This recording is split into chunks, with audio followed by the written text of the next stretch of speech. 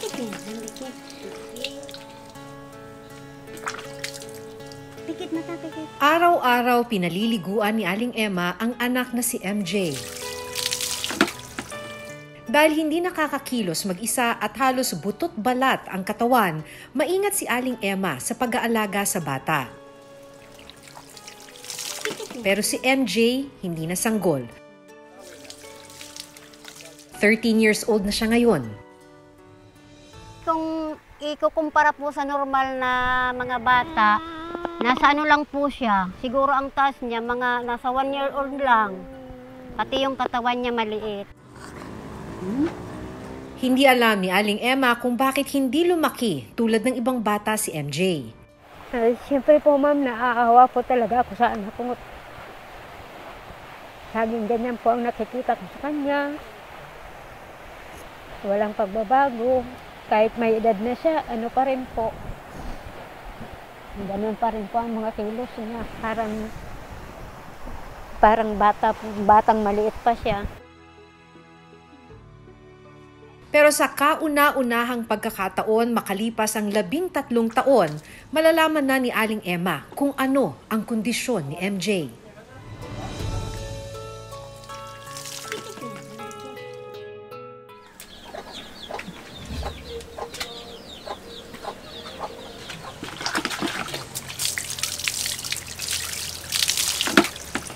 Dahil naninigas ang mga buto at hindi makakilos mula pagkabata, si Aling Emma na ang nagsisilbing kamay at paa ni MJ. Na. Tapos na ikaw, tapos na. Araw-araw, ganito ang buhay na mag-ina.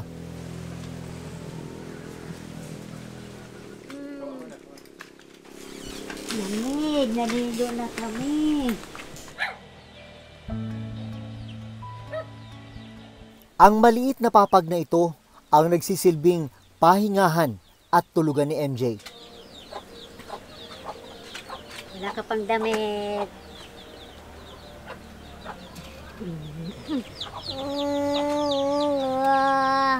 Ano ba? Hindi man makapagsalita si MJ, naiintindihan daw ni Aling Emma ang ibig sabihin ng bawat kilos at galaw ni MJ. Pag may nararamdaman po siya, siyempre di naman siya makapagsalita. Ayan, hinuhula-hulaan ko na lang po kung anong masakit niya.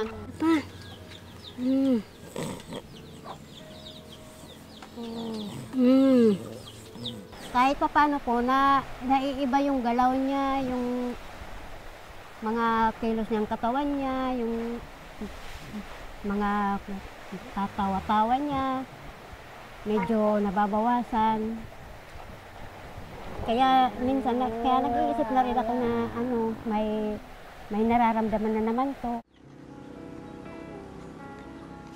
2007 ipinanganak si MJ. Sa Bicol pa nakatira ang pamilya nila noon. Sa bahay lang daw nanganak si Aling Emma sa tulong ng isang hilot. 4 na oras na habal-habal pa kasi ang layo ng ospital o birthing clinic mula sa bahay nila sa Bicol. Hindi rin nakakapagpa-check up si Aling Emma sa doktor habang nagbubuntis. Kaya po kami din nakapunta sa public hospital. Yung government hospital po, mas malayo pa rin po. Halos lampas pa 4 na oras ang biyahe. Wala raw siyang nakitang kakaiba nang ipinanganak si MJ. Kaya buong akala ni Aling Emma, normal ang sanggol. Di naman po ako nahirapan manganak sa kanya. Normal naman po siya, mataba. Wala pong problema. Pero 1 linggo matapos ipinanganak si MJ, napansin daw ni Aling Emma na may kakaiba sa ikinikilos ng anak. Gumising po siyang mga alas 5 ng madaling araw, pinadede ko pa siya. Tapos nakatulog po ulit. Pagising po ulit ng mag-alas 7, pinapadede ko, hindi na siya dumede. Dinala na po namin siya sa ospital, private pa nga po yung napuntahan namin. Nung mga hospital nga po ito, walang-wala po talaga kami. Kaya nga hanggang ngayon po sa ospital na anuhan nito. May utang pa kami.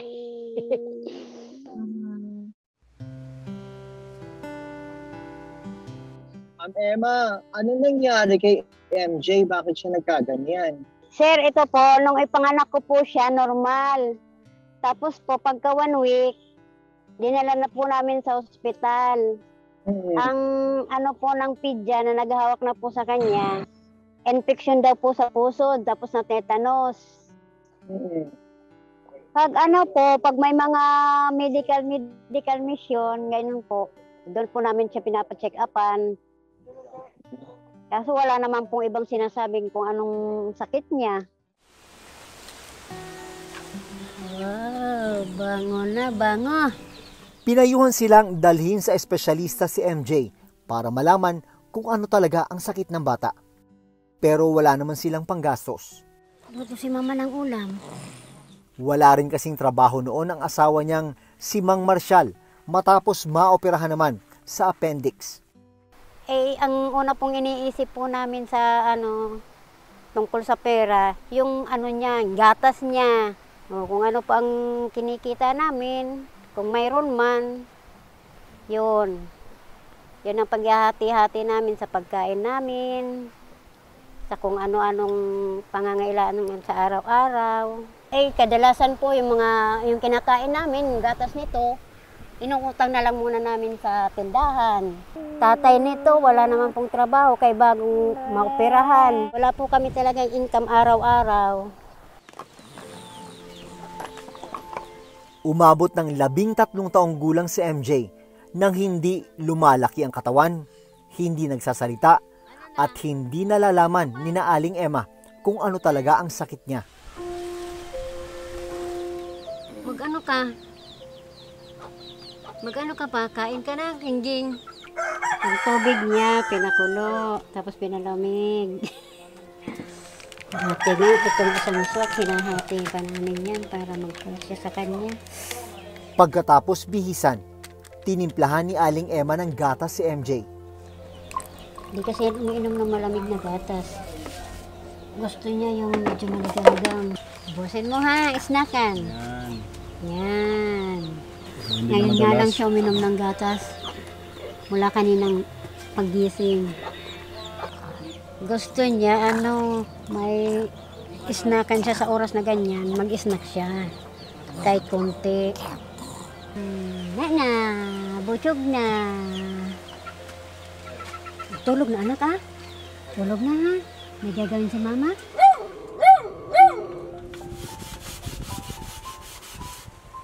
Habang naghahanda ng pananghalian si Aling Emma, ang ate ni MJ na si Alicia Jean, 20 taong gulang, ang nag-aalaga muna sa kanya.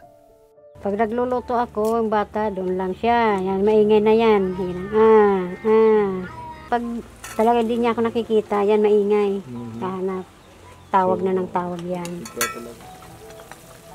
Adobong manok ang niluto ni Aling Emma ngayong araw. Paboritong ulam ni MJ.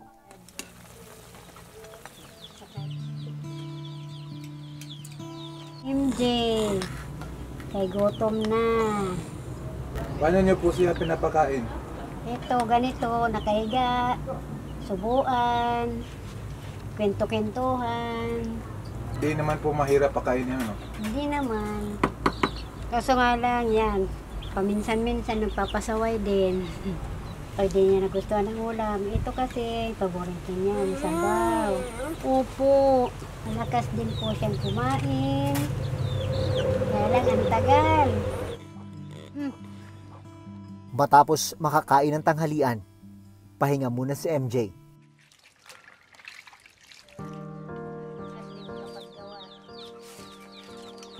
Sinamantala ito ni Aling Emma para makagawa ng mga walis tingting. Ngayon, tanghali, hapon, ito naman ang gagawin ko, gawa ng walis tingting. Kay pangbenta, may nag-order sa akin, 3 tali, 3 walis. Benta namin, 20. Pero kahit ilang walis tingting na raw ang naibenta ni Aling Emma, hindi pa rin sapat para makapagpa-check up si MJ. Ay, siyempre po ma'am, naaawa po talaga ako sa anak ko. Laging ganyan po ang nakikita ko sa kanya. Walang pagbabago. Kahit may edad na siya, ano pa rin po. Ganun pa rin po ang mga kilos niya. Parang batang maliit pa siya. Ang gusto lang daw ni Aling Emma, malaman na sa wakas kung ano ang sakit ni MJ at kung may pag-asa pa siyang gumaling. So, sabi ko lang sa kanya na maging malakas lang siya para malakas din si mama. Kasi po parang sa kanya na lang po tumatakbo ang buhay ko. Hindi ko na nga po napapansin ang iba kong anak. Basta siya lang, nasa sa akin lang.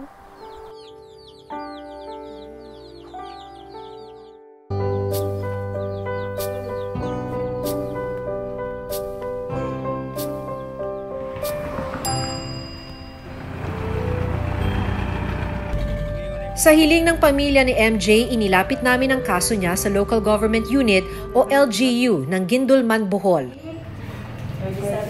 Una siyang dinala sa Municipal Health Office para sa initial assessment.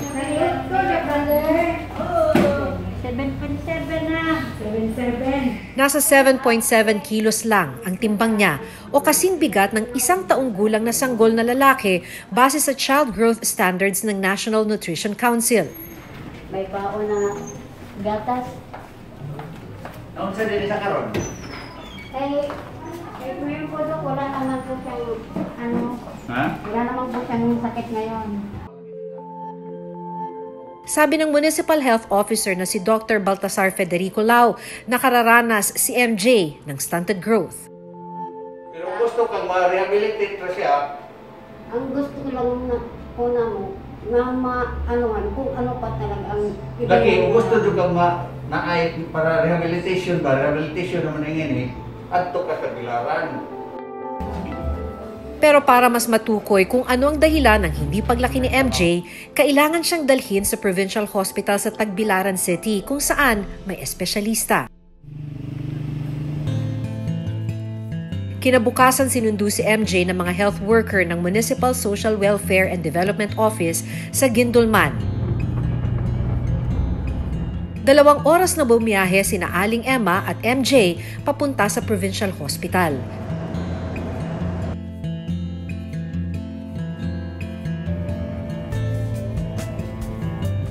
Pagkatapos ng mga test, sa wakas, malalaman na ni Aling Emma kung ano ang kondisyon ni MJ. Paliwanag ng neuropediatrician na tumingin kay MJ, iba't ibang sakit ang nakita nila sa bata. So, yung diagnosis niya ay cerebral palsy, spastic quadriplegic, so maraming klase ng cerebral palsy. Meron siyang mental retardation, base din sa pag-interview kanina, na severe, chronic malnutrition, dahil nga hindi siya na-take ng maayos. Na-diagnose rin si MJ na may severe microcephaly. Ibig sabihin nun, maliit yung ulo, hindi rin yung lumaki yung brain niya, tama para sa age ng patient. Paniwala ng doktor, ang mga sakit ni MJ ay komplikasyon ng tetanus o impeksyon noong bagong panganak pa lang siya. Posible raw na nakuha ang impeksyon sa panganganak ni Aling Emma sa bahay. I'm sure napayuhan si ma'am na bumalik, pero dahil nga sa kahirapan, hindi siya nakabalik. Ganito rin ang assessment ni Dr. Maria Isabel Kilendrino, consultant sa Department of Pediatrics sa Philippine General Hospital. Nakukuha siya paglabas na sa sinapupunan. Kadalasan, kung nasa pusod ang pinagmulan, ito ay nakukuha sa hindi gaanong kalinisan na panggupit o di kaya maaaring sa panganganak at maaari din naman sa paraan ng pagkakalinis sa pusod niya nung siya ay lumabas na. Sabi ni Aling Emma, hindi na niya nadala si MJ sa ospital pagkapanganak. Kasi po, yun na nga po, ang ano po sa amin, yung government hospital po, mas malayo pa rin po. Halos lampas pa 4 na oras ang biyahe. Kaya po kami din nakapunta sa public hospital kasi nga po, unang-una po, yung pamasahe. Wala po kami noon.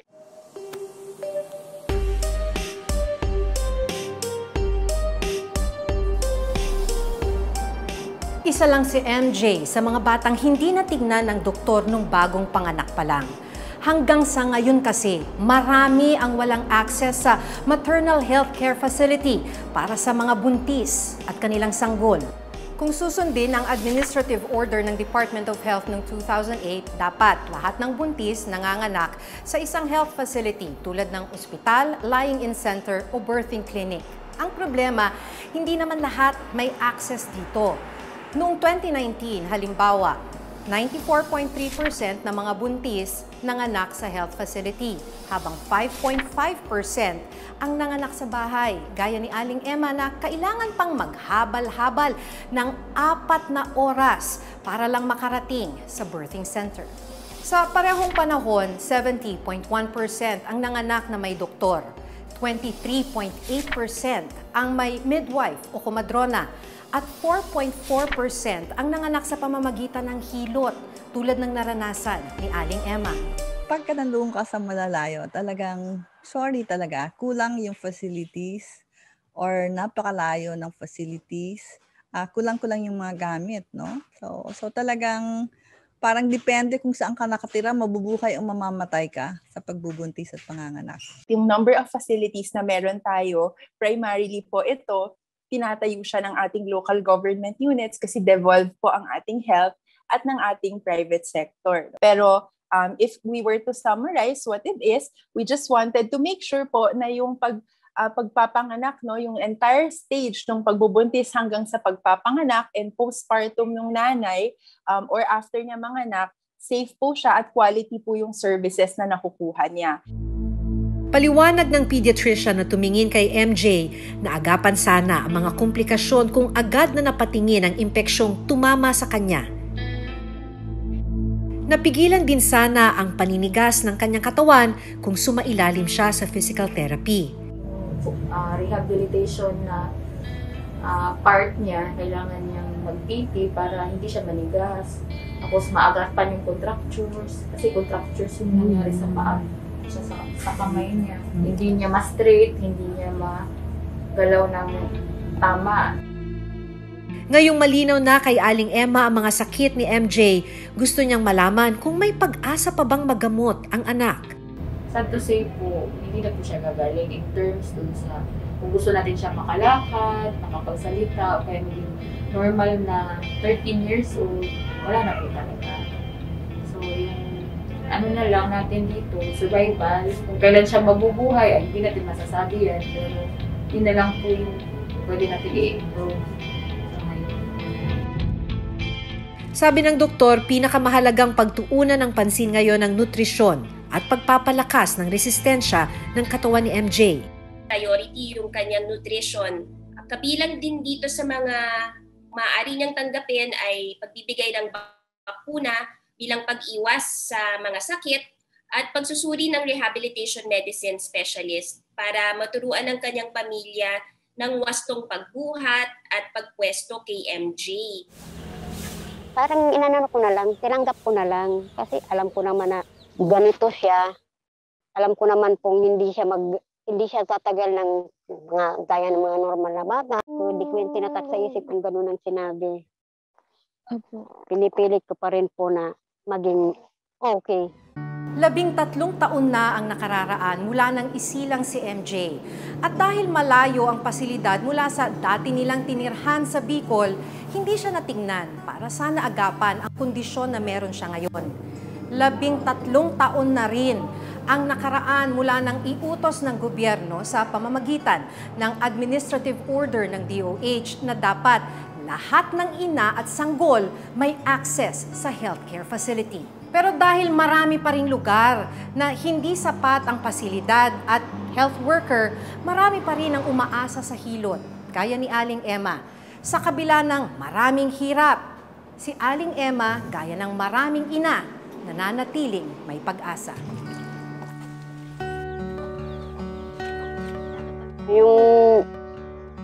parang nawawalan na ng pag-asa, pero pinipilit ko pa rin na huwag mawalan ng pag-asa.